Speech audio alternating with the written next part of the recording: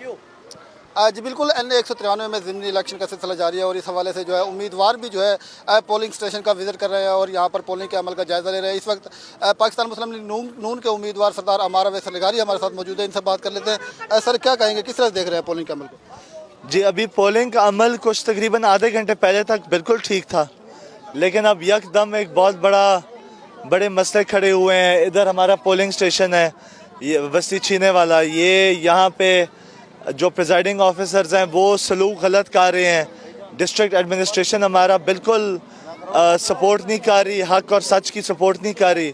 जो गलत काम हो रहे हैं उनको इंडोर्स कर रहे हैं, उनको रोक नहीं रहे।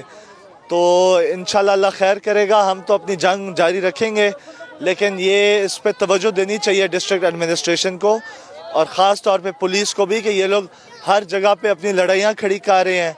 इनके वर्कर नफ़रत फैला रहे हैं, डिफरेंट इलाकों में फसाद फैला रहे हैं। तो इसमें इसका नोटिस भी लेना चाहिए इलेक्शन कमीशन को भी और डिस्ट्रिक्ट एडमिनिस्ट्रेशन को भी।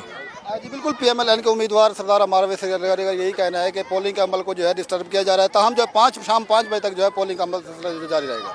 जी।